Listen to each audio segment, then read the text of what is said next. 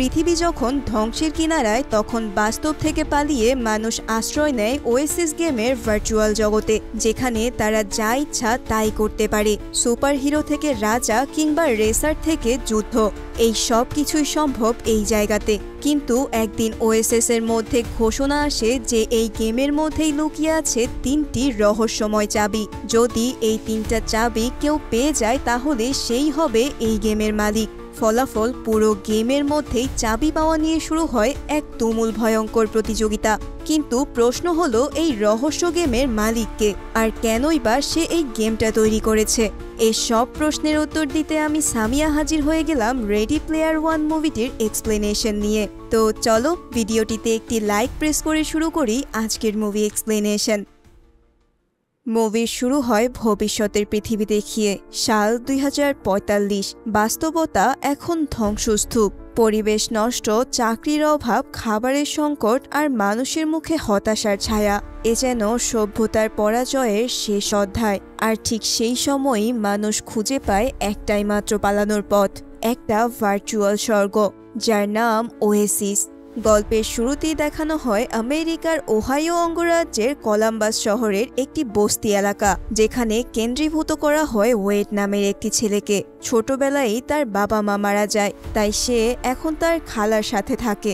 ওয়েড তার দিনের বেশিরভাগ সময় কাটায় ভার্চুয়াল দুনিয়ায় ইন্টারনেট সার্ফিং করে। ওএসএস নামের একটি ভার্চুয়াল গেম খেলার জন্য ওয়েডের ছিল নিজস্ব একটি ছোট্ট রুম। প্রতিদিনই সে সেখানে গিয়ে গেমটি খেলত।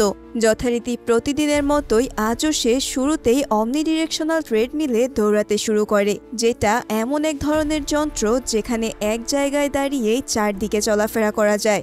এরপর সে যখন হেডসেট পরে তখনই সে প্রবেশ করে সেই বিশাল ভার্চুয়াল জগতে। তবে হ্যাঁ, এটা কোনো সাধারণ গেম নয়, এটা এক বিশাল বিস্ময়কর জগৎ, যেখানে তুমি নিজের ইচ্ছে মতো চরিত্র বেছে নিয়ে হয়ে উঠতে পারো সুপারহিরো, ঘুরে বেড়াতে পারো মঙ্গল গ্রহে, এমনকি রেস দিতে পারো ডাইনোসরের সাথেও। সাথে সম্ভব ছিল ভার্চুয়াল বিয়েও, অর্থাৎ এখানে বাস্তবতার কোনোই সীমা নেই। এই ভার্চুয়াল দুনিয়ায় প্রত্যেকেই একটি করে অ্যাভাটার বা চরিত্র বেছে নিয়ে খেলতে শুরু করে। এখানে ওয়েডের অ্যাভাটারের নাম ছিল পার্সিভাল, আর এই দুনিয়াতে তার সবচেয়ে ঘনিষ্ঠ বন্ধু ছিল এইচ। তখনই আমরা এইচকে দেখতে পাই, যে কিনা এক ভয়ঙ্কর জায়গায় যুদ্ধ করছে। জায়গাটির নাম প্ল্যানেট ডোম। এই জায়গাটিকে ওএসএস এর সবচেয়ে ভয়ঙ্কর ও বিপজ্জনক স্থানগুলোর মধ্যে একটি হিসেবে বিবেচনা করা হয়। এখানে দুইজন অ্যাভাটার একে অপরকে মারতে থাকে এবং পরস্পরকে পরাজিত করার চেষ্টা চালিয়ে যায়। এভাবেই যেই প্লেয়ার বিজয়ী হতো সে হেরে যাওয়া প্লেয়ারের সমস্ত কয়েন নিজের অ্যাকাউন্টে পেয়ে যেত। এছাড়াও যারা জয়ী হতো তারা পেত ব্রিগেডিয়ার 120 নামের একটি আর্টিফ্যাক্ট।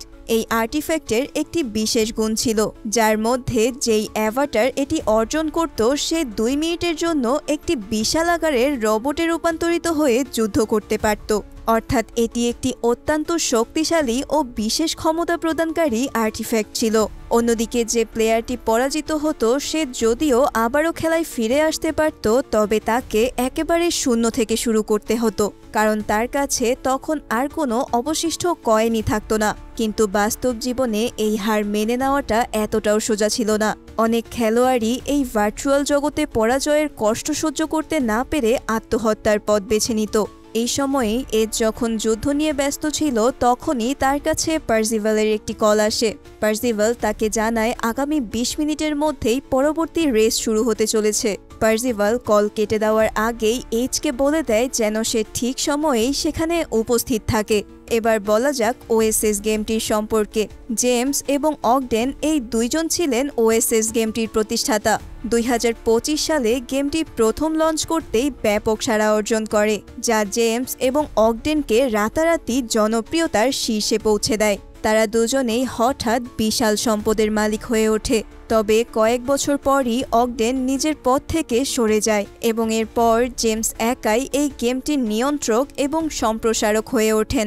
এর ঠিক 15 বছর পর 7 জানুয়ারি 2040 সালে জেমস হ্যালিডে শেষ নিঃশ্বাস ত্যাগ করেন। তবে জেমস ছিলেন একাকী, সমাজবিমুখী এবং কিছুটা অদ্ভুত স্বভাবের মানুষ। তার মৃত্যুর পরপরই জেমসের তৈরি একটি ভিডিও প্রমাণস্বরূপ ওএসএস এর সমস্ত প্লেয়ারদের সামনে প্রকাশ করা হয়। এই ভিডিওটি ছিল এক ঐতিহাসিক ঘোষণা যা ওএসএস এর ভবিষ্যৎকে চিরতরে বদলে দেয়। মৃত্যুর আগে তিনি আয়োজন করে যান এক ভয়ঙ্কর প্রতিযোগিতা, যার বিজয়ী পাবে ওএসএস এর সম্পূর্ণ মালিকানা এবং হ্যালিডের বিপুল সম্পদের ভাগ। কিন্তু এই খেলায় জয়ী হওয়া কি আদৌ এত সোজা? এই যুদ্ধের ময়দানে শুধু গেমাররাই না, আইওআই নামের এক কর্পোরেট দৈত্য ঝাঁপিয়ে পড়েছে, যারা ওএসিসকে এক লোভী বিজ্ঞাপন বাজারে রূপান্তরিত করতে চায়। সেই ভিডিও বার্তায় আসলে জেমস সকল প্লেয়ারদের উদ্দেশ্যে জানায় যে গেমে একটি এস্টার এগ প্রতিযোগিতা চালু করা হয়েছে।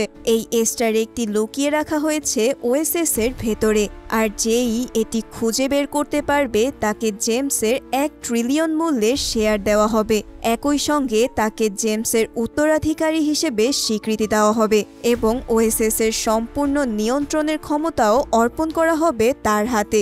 শুধু তাই নয়, জেমস নিজেই কৃত্রিম বুদ্ধিমত্তা বা এআই এর মাধ্যমে নিজের একটি অ্যাভাটার তৈরি করে গেছে, যা গেমের ভেতরে জীবিত অবস্থায় থাকবে। আর এই অ্যাভাটারের নাম রাখা হয়েছে অ্যানোরাক। ওএসএস-এ তিনি এই নামেই পরিচিত ছিলেন, আর গেমের ভেতরের এস্টার এগ প্রতিযোগিতাটিও চালু করেছিলেন অ্যানোরাক স্কুইস্ট নামে। অ্যানোরাক ছিলেন রহস্যময় জ্ঞানী উইচার্ড স্টাইলের চরিত্র, যে শুধু হ্যালিডের দেওয়া কথাগুলোই বলতো না, বরং পুরো ওএসএস এর ইতিহাস, দার্শনিকতা আর অন্তর্নিহিত উদ্দেশ্যগুলোর প্রতিচ্ছবি হয়ে দাঁড়িয়েছিলেন। তার প্রতিটি কথা, প্রতিটি ইঙ্গিত যেন এক একটা ধাঁধা, যা শুধুই বুদ্ধিমান আর সাহসীদের জন্যই।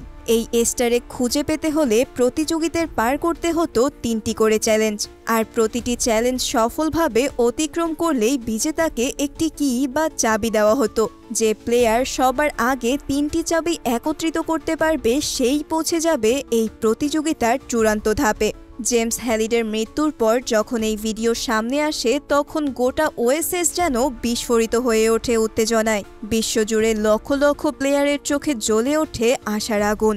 প্রত্যেকেই যে কোনো মূল্যেই হোক অ্যানোরাক স্কুইস্টে বিজয়ী হতে চায়, কারণ বিজয় মানেই শুধু অর্থ বা শক্তিই নয়, এটা ছিল এক অমরত্বের প্রতীক, একটি কিংবদন্তির উত্তরাধিকার হবার যাত্রা। কিন্তু আশ্চর্যের বিষয় হলো, এই প্রতিযোগিতার কথা জানার পরের 5 বছর কেটে গেলেও এখন পর্যন্ত কোনো খেলোয়াড়ই প্রথম কিটাই খুঁজে বের করতে পারেনি। এই প্রতিযোগিতার প্রথম ধাপ ছিল একটি রেস, যেটা জেমস নিজেই ডিজাইন করেছিল, আর সেই রেস আজ পর্যন্ত কেউই সম্পূর্ণ করতে পারেনি। তাই এখন এই রেসে খুবই কম সংখ্যক খেলোয়াড়ই অংশগ্রহণ করে। এদিকে পার্সিভাল, তার বন্ধু এইচ এবং কিছু সিক্সার্স এই প্রতিযোগিতায় যোগ দেয়। সিক্সার্সরা আসলে বিশ্বের দ্বিতীয় বৃহত্তম কোম্পানি আইওআই এর একটি বিশেষ দল। তারা ছিল আইওআই কর্পোরেশনে নিয়োজিত পেইড গেমারের একটি বাহিনী, যারা ওএসএস এর মালিকানা দখলের জন্য খেলে যেত। তাদের ব্যক্তিগত কোনো স্বপ্ন বা স্বাধীনতা ছিল না। তারা সবসময়ই আইওআই এর নিয়ম মেনে চলত এবং যে কোনো মূল্যেই জয় ছিনিয়ে আনার নির্দেশ ছিল তাদের উপর। তাদের লক্ষ্য ছিল শুধুমাত্র একটি, জিততে হবে, ওএসএস দখল করতে হবে। আইওআই চেয়েছিল সবার আগে এই রেসটা জিতে নিজেদেরকে পৃথিবীর একমাত্র সর্ববৃহত্তম কোম্পানি হিসেবে আত্মপ্রকাশ করতে। এই কোম্পানির সিইও ছিল সরেন্টো। সরেন্টোর কোম্পানির ছিল একদল অত্যন্ত মেধাবী মানুষ, যারা জেমসের পছন্দের বই, গান, কমেডি সবকিছুর উপর গভীর গবেষণা করত, যাতে গেমের ভেতরে কি কোথায় লুকানো আছে তার সূত্র খুঁজে পাওয়া যায়। এদিকে পার্সিভাল নিজের গাড়ি নিয়ে রেসের জায়গায় অপেক্ষা করছিল। ঠিক সেই সময় এক মেয়ে তার পাশে এসে দাঁড়ায়, আর এরই মধ্যে রেস শুরু হয়ে যায়। ভার্চুয়াল জগতের অসংখ্য বাধা বিপত্তি থাকার সত্ত্বেও রেসটা বেশ ভালোভাবেই চলছিল। আর তখনই আমরা জানতে পারি সেই মেয়েটির পরিচয়। তার নাম আর্টিমিস। রেস শুরুর কিছুক্ষণ পরেই এক বিশাল ডাইনোসর আর কিংকং তাদের গাড়ির পিছনে ধাওয়া করতে শুরু করে। নানান প্রতিকূলতা পার করে যখন পার্সিভালের গাড়ি ফিনিশ লাইনের একেবারে কাছাকাছি, তখনই বিশাল এক লাফে কিংকং তার গাড়ির ওপর ঝাঁপিয়ে পড়ে। পরিস্থিতি গুরুতর দেখে পার্সিভাল গাড়ি থামিয়ে দেয়। তখন পাশ দিয়ে ছুটে যাওয়া বাইক আরোহী আর্টিমিসকে দেখে সে দ্রুত গাড়ি থেকে নেমে পড়ে। সে চিৎকার করে মেয়েটিকে থামতে বলে, কিন্তু আর্টিমিস থামে না। বাধ্য হয়েই চলন্ত বাইক থেকে সে তাকে টেনে ধরে, আর তখনই এক ভয়ঙ্কর মুহূর্তে প্রাণনাশের মুখ থেকে দুজনেই রক্ষা পায়। কিন্তু কিংকং আর্টিমিসের বাইকটা দুমড়ে মুচড়ে একেবারে চুরমার করে দেয়। প্রাণে বেঁচে গেলেও নিজের বাইকটার এমন অবস্থায় আর্টিমেস কৃতজ্ঞতার মাঝেও হতাশ হয়ে পড়ে। তখন পার্সিভাল আর্টিমেস আর তার ভাঙা বাইকটাকে নিয়ে যায় তার বন্ধু এইচের ওয়ার্কশপে মেরামতের জন্য। এদিকে এইচ ব্যস্ত হয়ে পড়ে বাইকটি ঠিক করার কাজে। অন্যদিকে পার্সিভাল আর আর্টিমেস ধীরে ধীরে একে অপরের সঙ্গে পরিচিত হতে থাকে। কথার ফাঁকে পার্সিভাল জানায় কিংকং এতটাই শক্তিশালী যে তাকে হারানো কোনো উপায় নেই। মনে হয় এই রেসটা কোনোদিনই শেষ হবে না, এই অসম্পূর্ণতাই হয়তো নিয়ম। তবে আর্টিমেস তখন শান্ত গলায় বলে জেমস কখনোই নিয়মের বেড়াজালে বিশ্বাস করতেন না, তাই এটা কোনোভাবেই নিয়ম হতে পারে না। তার কথায় যেন এক দৃঢ়তা, যেন সে সত্যি বিশ্বাস করে এই রেসের পথ এখনো শেষ হয়নি। ঠিক সেই মুহূর্তেই এইচ বাইকটা নিয়ে ফিরে আসে। আর্টিমেস তাদের ধন্যবাদ জানায় আর তারপর গেম থেকে লগ আউট করে বের হয়ে যায়। পার্সিভালও ঠিক কিছুক্ষণ পরেই গেম থেকে বেরিয়ে আসে এবং কাল্পনিক জগৎ ওএসএস ছেড়ে আবারও ফিরে আসে বাস্তব জগতে। তবে গেম থেকে বেরিয়ে এলেও উইড বিছানায় শুয়ে শুয়ে সারাক্ষণ আর্টিমেসের বলা কথাগুলোই ভাবতে থাকে। মনে হচ্ছিল তার মনের ভেতর এক নতুন দ্বার খুলেছে। পরদিন সকালেই ওয়েড আবার প্রবেশ করে ওএসএসে আর সোজা চলে যায় হ্যালিডে জার্নালিস্ট নামের একটি বিশাল ভবনে, যেখানে লুকিয়ে আছে জেমস হ্যালিডের জীবনের অসংখ্য অজানা গল্প, ক্লু আর ইতিহাসের পাতা। এই বিল্ডিংটা প্রতিযোগিতা শুরু হওয়ার প্রথম দিন থেকেই আত্মপ্রকাশ করেছিল। ভিতরে ছিল জেমস হ্যালিডের সমস্ত স্মৃতি সুযত্নে সাজিয়ে রাখা। এক কথায় বললে এ যেন জেমস হ্যালিডের মস্তিষ্কের আরেকটা রূপ, যা তৈরি হয়েছে শুধু সেই স্মৃতি, কথা আর চিন্তার টুকরোগুলো ধরে রাখার জন্য। প্রথম দিকে এই বিল্ডিংটা প্লেয়ারদের ভিড়ের মুখে থাকলেও সময়ের সাথে সাথে তার কদর ফিকে হয়ে যায়। এখন আর খুব একটা কেউ এখানে আসে না। পার্সিভাল ভিতরে ঢুকেই দেখে একজন কিউরেটরকে, যার কাজই হলো যেসব অ্যাভাটার বা প্লেয়াররা ক্লু খুঁজতে আসে তাদের সাহায্য করা। পার্সিভাল তাকে অনুরোধ করে 2019 সালের একটি ভিডিও বের করে দিতে। যদিও এই ভিডিওটা সে এর আগে বহুবার দেখেছে, তবুও আজ তার কিছু একটা মনে পড়ছে। খুব গুরুত্বপূর্ণ কিছু হয়তো সে এর আগে লক্ষ্যই করেনি। ভিডিওতে দেখা যায় জেমস হ্যালিডে আর অগডেনের মধ্যে ওএসএস নিয়ে উত্তপ্ত তর্ক চলছে। অগডেন বলছে মানুষ ওএসএসকে এতটাই গুরুত্ব দিতে শুরু করেছে যে তারা আসল জগতের স্বাদটাই ভুলে যাচ্ছে। সুতরাং তাদের উচিত ওএসএসকে কিছুটা নিয়মের মধ্যে নিয়ে আসা। তবে জেমস এটি করতে সোজাসুজি মানা করে দেয়। ফলে অগডেন বেশ কষ্ট পেয়েই পদত্যাগ করে সেখান থেকে চলে যায়। আর যাওয়ার সময় সে জেমসকে বলে যায় মানুষ কখনোই পিছনের দিকে হাঁটতে পারে না। কিন্তু অগডেনের চলে যাওয়ার পর জেমস এক অদ্ভুত বাক্য উচ্চারণ করে। সে বলে মানুষ নিশ্চয়ই পেছনের দিকে হাঁটতে পারে যদি তারা অ্যাক্সেলেটরে চাপ দিয়ে তার সর্বোচ্চ শক্তি প্রয়োগ করে। এই লাইন শোনার সাথে সাথেই পার্সিভাল বুঝে যায় এটাই তার প্রথম ক্লু। এরপর পার্সিভাল আবারও সেই রহস্যময় রেসে অংশগ্রহণ করে। রেস শুরুর ঠিক আগেই আর্টিমেস পৌঁছে যায়, কিন্তু কিছু জিজ্ঞেস করার আগেই কাউন্টডাউন শুরু হয়ে যায় আর সবাই গাড়ি নিয়ে ছুটে পড়ে সামনের দিকে। কিন্তু এবার পার্সিভাল এক চুলো নড়ে না। এবার সে সামনের দিকে না গিয়ে গাড়ির অ্যাক্সিলারেটরে জোরে চাপ দিয়ে প্রখর গতিতে রিভার্স গিয়ারের পেছনের দিকে চলে যেতে থাকে।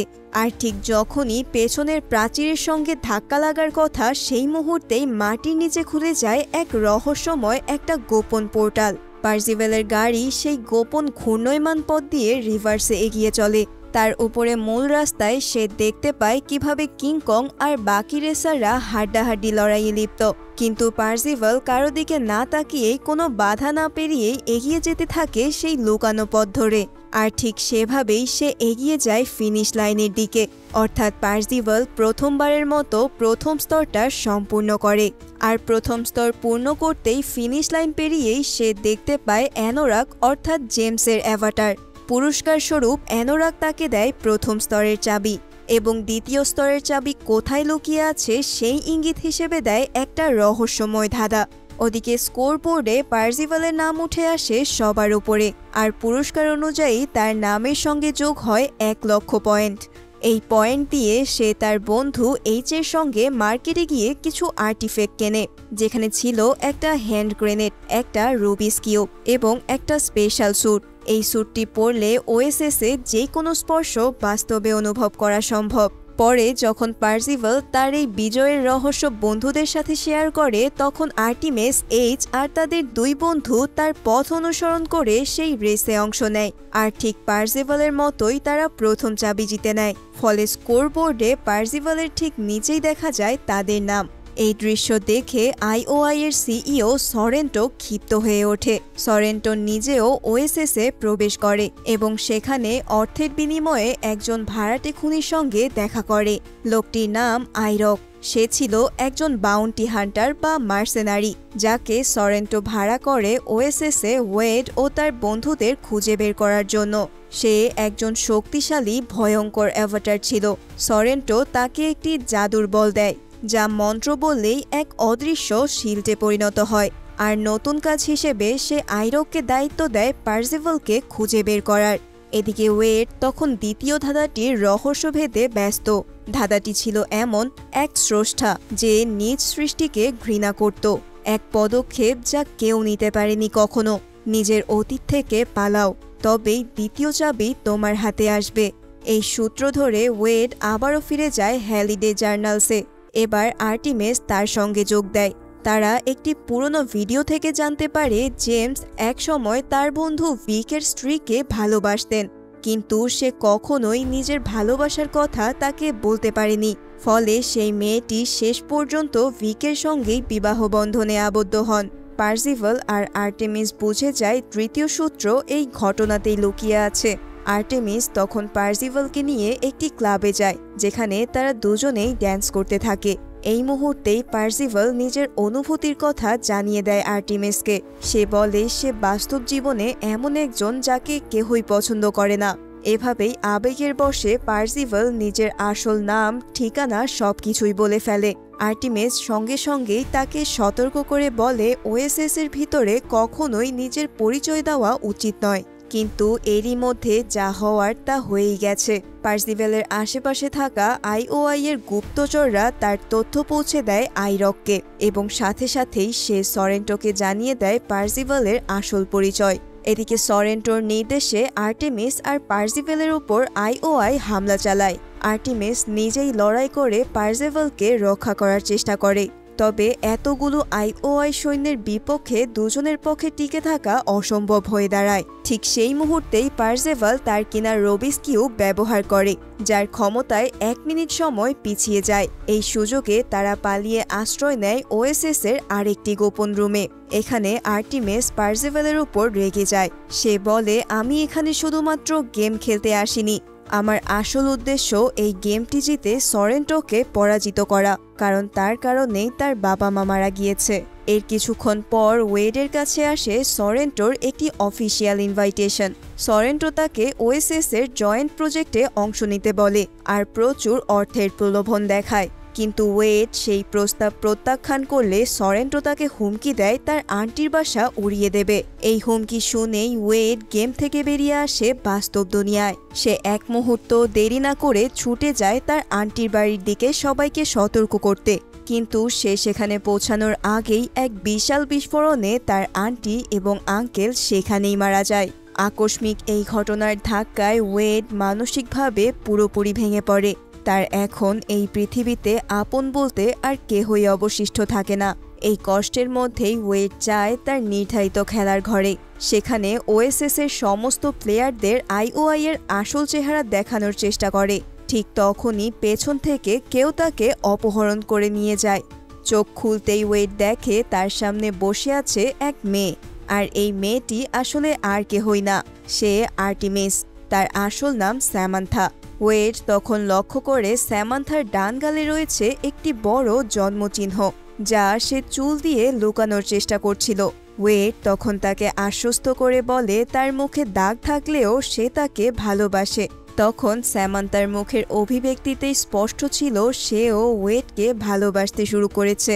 এভাবেই তারা একে অপরকে চুম্বন করতেই যাচ্ছিল, ঠিক তখনই স্যামান্থা থেমে যায়, কারণ সে হঠাৎ দ্বিতীয় ধাঁধার মানে বুঝতে পেরেছে। সে ওয়েডকে বলে জেমস তার ভালোবাসার মানুষকে কখনোই চুমু খেতে পারেনি, এখানে পদক্ষেপ বলতে বোঝানো হয়েছে সেই চুমুটি যা সে কখনোই করতে পারেনি। তখন পার্সিভাল, আর্টিমিস আর তাদের বন্ধুরা মিলে আবারও ওএসএসে প্রবেশ করে সেই কিউরেটরের কাছে যায়। পার্সিভাল অনুরোধ করে সেই সপ্তাহে জেমস যতগুলো বই পড়েছিল সবগুলো যেন তারা দেখতে পারে। একে একে বইগুলো স্ক্রল করতে করতে হঠাৎ একটি বইয়ে চোখ আটকে যায় ওয়েডের। বইটি ছিল স্টেফেন কিংয়ের লেখা দ্য শাইনিং। এই সাইকোলজিক্যাল হরর উপন্যাসটি বিশ্বজুড়ে বিখ্যাত হলেও বাস্তব জীবনে কিং নিজেই বইটিকে অপছন্দ করতেন। ওয়েড আর স্যামান্থা যখন অনুভব করে এই রহস্যের পরবর্তী ধাপ হয়তো এখানেই লুকিয়ে আছে, তারা সিদ্ধান্ত নেয় বন্ধুরা সবাই মিলে সেই সিনেমাটি দেখতে যাবে যেটা এই বইয়ের উপর ভিত্তি করেই তৈরি। এভাবেই সবাই মিলে হাজির হয় এক বিশাল সিনেমা হলে। পরবর্তী ক্লু আসার অপেক্ষায় তারা চুপচাপ দাঁড়িয়ে থাকে। হঠাৎ এইচের দিকে দুটি ছোট্ট মেয়ে বল ছুঁড়ে মারে এবং দৌড়ে লিফটের উপরে পড়ে। এইচ, যে কিনা কখনো দ্য শাইনিং সিনেমাটি দেখেনি, শিশুরা কোথায় যাচ্ছে দেখতে গিয়ে অজান্তেই লিফটের বোতাম চেপে ফেলে। সাথে সাথেই সিনেমার সেই বিখ্যাত আইকনিক দৃশ্যের মতো লিফটের দরজা খুলে যায় আর এক ঝাঁক রক্তের ঢেউ এইচকে ভাসিয়ে নিয়ে যেতে থাকে। সে আতঙ্কে একটি ফটো ফ্রেম আঁকড়ে ধরে বাঁচার চেষ্টা করে। ফ্রেমটিতে ছিল জেমস এবং কিরা, অর্থাৎ তার বন্ধু অগডেনের স্ত্রীর ছবি। কিন্তু এইচের ভার ফ্রেমটি সইতে পারে না এবং বিশাল ঢেউ এসে তাকে নিয়ে যায়। সে পড়ে যায় একটি রহস্যময় রুমে, রুম নাম্বার 237। ঘরটিতে ঢুকেই সে দেখতে পায় একজন নারী বাথটবে শাওয়ার নিচ্ছে। হঠাৎ সেই নারীটি উঠে এসে এইচকে জড়িয়ে ধরে, কিন্তু আয়নায় চোখ পড়তেই এইচ দেখতে পায় নারীটি আসলে এক ভয়ঙ্কর ডাইনি। ভয়ে সে পেছনে সরতেই হঠাৎ কুড়াল এসে পড়তে যায় তার উপরে। ডাইনিটি তখন এক হাতে ছুরি নিয়ে তাকে মারতে আসে। প্রাণ বাঁচাতে সে পড়ে যায় একটি বাথটবের ভিতর, যেটার নিচে থাকে এক গোলক ধাঁধার মতো পথ। এইচ যখন সেই গোলক ধাঁধার পথ হারিয়ে পালিয়ে বেড়াচ্ছিল, ঠিক তখনই পার্সিভাল আর আর্টিমিস এসে তাকে টেনে দরজার বাইরে নিয়ে আসে। এইচ তখনও বুঝে উঠতে পারছিল না সে কি অভিজ্ঞতা পার করে এলো। এইচ তখন পার্সিভাল আর আর্টিমিসকে জানায় যে কিরার একটা ছবি সে একটি নির্দিষ্ট জায়গায় দেখেছিল। সবাই মিলে আবারও সেই ফটো ফ্রেমের কাছে যায়। ফ্রেমের সামনে গিয়েই আর্টিমিস হঠাৎ থমকে গিয়ে বলে তারা সম্ভবত পুরো বিষয়টাই ভুলভাবে বুঝেছিল। জেমসের রেখে যাওয়া ক্লুগুলো কোনো বই বা সিনেমার সঙ্গে সরাসরি সংযুক্ত ছিল না। আসল পথ নিদর্শন ছিল অন্য কোথাও। আসলে জেমস কখনোই কিরাকে নিজের সঙ্গে ডান্স করতে বলার সাহস করেনি, আর এখানেই তৃতীয় চাবির মূল সূত্র লুকিয়ে আছে কিরার সেই উত্তরে। ঠিক তখনই তারা পেছন থেকে ভেসে আসা এক রহস্যময় সঙ্গীতের আওয়াজ শুনতে পায়। সেই সুরের পথ অনুসরণ করেই সবাই পৌঁছে যায় এক বিশাল ডান্স রুমে। সেখানে তারা দেখতে পায় এক অদ্ভুত দেখতে প্রায় জম্বির মতো মানুষ কিরার সঙ্গে ডান্স করছে। হঠাৎ আর্টিমিস সাহসী ভঙ্গিতে সোজা ঝাঁপিয়ে পড়ে সেই জম্বিদের ওপর। সাথে সাথেই বাকি চারজন, পার্সিভাল, এইচ এবং অন্যরা এক ঝলকেই টেলিপোর্ট হয়ে যায় হলের বাইরে। অভ্যন্তরে আর্টিমিস ধীরে ধীরে কিরাকে জম্বিদের মধ্যে থেকে বের করে আনে। তারপর চোখে চোখ রেখে জিজ্ঞেস করে, তুমি কি আমার সাথে ড্যান্স করবে? কিরা তখন এক কোমল হাসি দিয়ে জবাব দেয়, আমি বহু বছর ধরে শুধু এই প্রশ্নটারই অপেক্ষা করছিলাম। সেই মুহূর্তে কিরা রূপান্তরিত হয়ে যায় অ্যানোরাকে। সে আর্টিমিসকে অভিনন্দন জানায় দ্বিতীয় লেভেল অতিক্রম করার জন্য, আর তার হাতে তুলে দেয় সেকেন্ড কি। আর্টিমিস সেই চাবিটা নিয়েই সামনে থাকা একটি রহস্যময় দরজা খোলে। দরজার ওপারেই অপেক্ষা করছিল পরবর্তী ক্লু, তৃতীয় চাবির সন্ধান। এদিকে সরেন্টো যখন এই খবর পায় তখনই সে হিংস্র হয়ে ওঠে। সে স্যামান্থার লোকেশন বের করে সে সঙ্গে সঙ্গেই আইওআই এর বাহিনী পাঠায় হামলার জন্য। স্যামান্থা তখন কোনো রকমে ওয়েডকে পালাতে সাহায্য করে, তবে ওয়েড তাকে একা ফেলে এখান থেকে কোনো মতেই যেতে চায় না। কিন্তু স্যামান্থা জোর দিয়ে বলে, ওএসএসকে যদি সরেন্টোদের হাত থেকে বাঁচাতে চাও তবে তোমার এখান থেকে পালানো দরকার। এভাবেই ওয়েড কোনো মতে পালিয়ে যেতে সক্ষম হয়, কিন্তু স্যামান্থা ধরা পড়ে যায় আইওআই এর লোকেদের হাতে। তারা জানিয়ে দেয় আইওআই ইতোমধ্যেই স্যামান্থার সব ধার শোধ করে দিয়েছে, আর সেই টাকা ফেরত দেওয়ার নামেই তাকে বন্দি করে অন্য এক সেকশনে আটকে রাখে। অন্যদিকে ওয়েড পালানোর সময় প্রথমবারের মতো এইচ এবং তার আরও 2 বন্ধুর সঙ্গে দেখা করে। এখানে আমরা এইচকে দেখতে পাই, যে ছিল একটা মেয়ে যাকে এতদিন পার্সিভাল এবং আমরা ছেলে হিসেবে ভেবেছিলাম। যাই হোক, এদিকে আইওআই এর দল সিক্সার্স উঠে পড়ে লাগে তৃতীয় চ্যালেঞ্জ জেতার দৌড়ে, কিন্তু কেউই জানতো না ঠিক কোন গেম খেললে 3rd লেভেল আনলক হবে।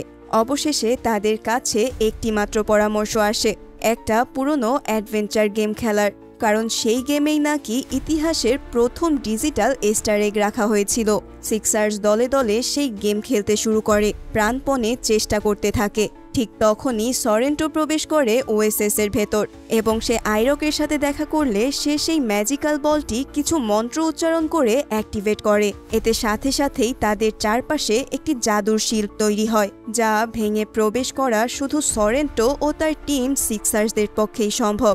সবকিছু পাকা করে সরেন্টো গেম থেকে লগ আউট করে, কিন্তু তার অজান্তেই এইচ আগে থেকেই তার হেডব্যান্ড হ্যাক করে ফেলে। ফলে সরেন্টো যেটাকে বাস্তব অফিস মনে করছিল সেটি আসলে ছিল ওএসএসেরই একটি অংশ।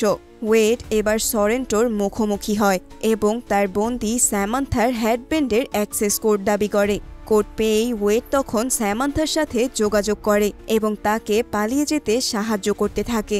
স্যামান্থা জানায় যে 3rd চ্যালেঞ্জ রাখা হয়েছে প্ল্যানেট ডোমে, কিন্তু সরেন্টো সেখানে তৈরি করেছে একটি জাদুর শিল্ড, যা শুধুমাত্র ভেতর থেকেই ধ্বংস করা সম্ভব, আর এজন্য দরকার একটি শক্তিশালী বাহিনী। অন্যদিকে সরেন্টো ইতোমধ্যেই বুঝে ফেলে যে সে এখনও ওএসএস এর ভেতরেই আটকে আছে। ব্যাপারটি বুঝতে পেরেই সে লগ আউট করে স্যামান্থাকে খুঁজতে থাকে, কিন্তু স্যামান্থা ইতিমধ্যেই পালিয়ে গিয়েছে। তখন তার বডিগার্ড তাকে আশ্বস্ত করে যে স্যামান্থাকে আবার ধরে ফেলা যাবে। এদিকে স্যামান্থা পৌঁছে যায় সরেন্টোর অফিসে। সে সেখান থেকে বলটি খুঁজে বের করে এবং একটি মন্ত্র মুখস্থ করে ফেলে। এরপর আইওআই ইউনিফর্ম পরে সিক্সার্সদের দলে মিশে ভেতরে প্রবেশ করে। অন্যদিকে পার্সিভাল ওএসএস এর সকল প্লেয়ারদের উদ্দেশ্যে একটি বার্তা পাঠায়, যেখানে সে বলে যদি তারা ওএসএস এর ভবিষ্যৎ সরেন্টোর হাতে ছেড়ে দেয় তবে এই জগৎ ধ্বংস হয়ে যাবে। তাই তাদের সকলের উচিত নিজেদের ওএসএসকে বাঁচাতে এক হয়ে লড়াই করা। তবে আমরা দেখতে পাই প্রথমে কেউই সাড়া দেয় না, কিন্তু কিছুক্ষণের মধ্যেই হাজার হাজার অ্যাভাটার যুদ্ধক্ষেত্রে হাজির হয়।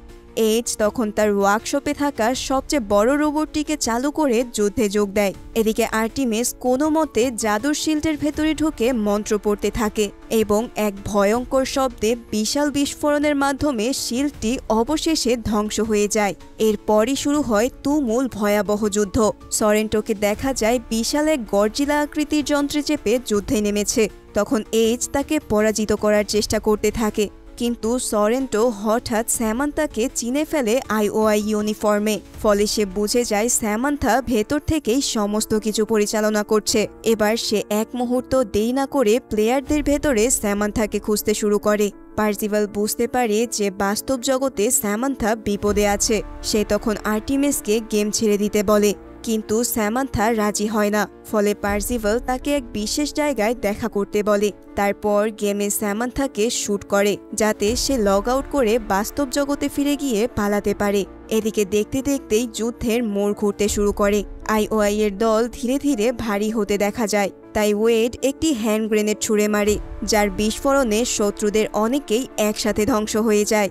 সবশেষে তারা সবাই মিলে গেমের তৃতীয় চ্যালেঞ্জে পৌঁছে যায়, যেখানে অপেক্ষা করছে শেষ যুদ্ধ, চূড়ান্ত রহস্য আর ওএসএস এর ভবিষ্যৎ। সেই গেমটির নাম ছিল অ্যাডভেঞ্চার, যেখানে আগে থেকেই একজন সিক্সার্স গেমটা খেলছিল।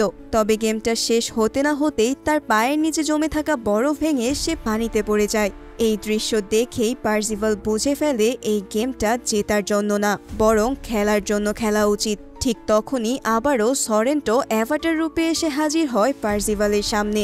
এবার সে আগের চাইতেও অনেক বেশি টাকা অফার করে তাকে, যেন পার্সিভাল তাকে 3rd কিটি দিয়ে দেয়। কিন্তু পার্সিভাল দৃঢ়ভাবে না বলে দেয়। এতে ক্ষিপ্ত হয়ে সরেন্টো একটা ভয়ঙ্কর আর্টিফ্যাক্ট নামিয়ে দেয়, যা অ্যাক্টিভেট হওয়ার সাথে সাথেই সরেন্টো নিজে সহ ওএসএস এর ভেতরে থাকা সমস্ত অ্যাভাটার ধ্বংস হয়ে যায়। সরেন্টো লগ আউট করে রিয়েল ওয়ার্ল্ডে ফিরে আসে, কিন্তু পার্সিভাল এর আগেই নিজের পকেটে একটা এক্সট্রা লাইফ রেখেছিল, যেটা তাকে কিউটর দিয়েছিল। এই অতিরিক্ত প্রাণের জোরে সে আবারও জীবিত হয়ে যায়। পার্সিভাল তখন একা খেলতে থাকে আর তার এই খেলা সরাসরি সম্প্রচার হতে থাকে, যেটা গোটা দুনিয়া লাইভে দেখে। ধাপে ধাপে চ্যালেঞ্জ পেরিয়ে গেলে আবারও অ্যানোরাক আসে এবং পার্সিভালকে সেই শেষ অর্থাৎ থার্ড কি হস্তান্তর করে। কিন্তু ঠিক সেই সময় বাস্তব জগতে সরেন্টো তাদের ভ্যানে ধাক্কা দিতে থাকে। এদিকে এর প্রভাব পড়ে ভার্চুয়াল জগতেও। পার্সিভাল কোনো মতে নিজেকে সামলে ডোর অফ দ্য ইগ খুলে ফেলে আর দেখতে পায় গোল্ডেন স্টার এগ। ঠিক তখনই আবারও আসে অ্যানোরাক। এইবার সে ওএসএস এর কন্ট্রাক্ট পেপার এগিয়ে দেয় পার্সিভালের দিকে, বলে যে শুধু সাইন করলেই সে সম্পত্তির মালিক হয়ে যাবে। কিন্তু পার্সিভাল বুঝে যায় এটা নিশ্চয়ই কোনো ফাঁদ বা পরীক্ষা, তাই সে সই করে না। অ্যানোরেক তখন আনন্দিত হয়ে বলে, এটাই ছিল আমার শেষ পরীক্ষা, যে এটা বুঝতে পারবে সেই মূলত প্রকৃত উত্তরসূরি। এরপর অ্যানোরেক তার অ্যাভাটার পাল্টে জেমস হ্যালিডে হয়ে যায়, যেখানে দেখা যায় জেমস তার শৈশবের রুমে বসে ভিডিও গেম খেলছে। সেই ঘরেই ছিল একটা যন্ত্র যার মাধ্যমে পুরো ওএসএস কন্ট্রোল করা যায়। জেমস সেটা দেখিয়ে দিয়ে পার্সিভালকে বলে, এই যন্ত্রে লাগানো লাল বাটনটা যদি চাপা হয় তবে ওএসএস এর সব ব্যাকআপ চিরতরে মুছে যাবে। এরপর জেমস তার হাতে তুলে দেয় গোল্ডেন স্টার এগ। পার্সিভাল তখন জানতে চায়, এখানকার তুমি কি হ্যালিডের অ্যাভাটার? জেমস বলে না। পার্সিভাল আবার জিজ্ঞেস করে, তুমি কি সত্যিই মারা গেছো? জেমস এবার হ্যাঁ সূচক উত্তর দেয়। শেষবারের মতো পার্সিভাল আবার জানতে চায়, তবে আমি এখন যাকে দেখছি সে কে? জেমস উত্তর দেয় না। জেমস উত্তর না দিয়ে শুধু বলে, good bye Percival, thanks for playing my game. এই কথা শুনে পার্সিভাল চোখের পানি আর ধরে রাখতে পারে না। সে তার হেডসেট খুলে ফেলে। বাস্তব দুনিয়ায় তখন সরেন্টো তাদের ভ্যানের দরজা খুলে ফেলেছে আর দেখে পার্সিভালের হাতে ধরা সেই উজ্জ্বল স্টার এগ। মুহূর্তেই সে থেমে যায়, তাকে আর হত্যা করে না। ঠিক তখনই পুলিশ এসে সরেন্টো এবং তার দেহরক্ষীকে গ্রেফতার করে। অন্যদিকে অগডেন কিছু আইনজীবী নিয়ে আসে পার্সিভালের কাছে ওএসএস এর মালিকানা বুঝিয়ে দিতে। কিন্তু পার্সিভাল একা কিছু না নিয়ে তার বন্ধুদের সাথে এই দায়িত্ব ভাগ করে নেয়। তখন আমরা জানতে পারি হ্যালিডে জার্নালসে যিনি কিউটর ছিলেন তিনিই আসলে বাস্তব জীবনের অগডেন নিজেই। জেমসের অনুরোধে তিনি আবারও ফিরে এসেছিলেন ওএসএস এ। এভাবেই সময় এগিয়ে যায়। ইতোমধ্যেই আইওআই এর অফিস বন্ধ হয়ে যায়। অগডেনের পরামর্শে ওয়েড সপ্তাহে 2 দিন ওএসএস বন্ধ রাখে, যাতে মানুষ বাস্তব জীবন উপভোগ করতে পারে। আর ওয়েড এবং স্যামান্থা একে অপরকে বিয়ে করে। এভাবেই এই সুন্দর পরিণতির মধ্যে দিয়েই আমাদের আজকের গল্পটির সমাপ্তি ঘটে। তো আজকের গল্পটি আপনাদের কাছে কেমন লাগলো? যদি ভালো লেগে থাকে তাহলে চ্যানেলটিতে একটি সাবস্ক্রাইব করে দিতে অবশ্যই ভুলবেন না। ধন্যবাদ সবাইকে।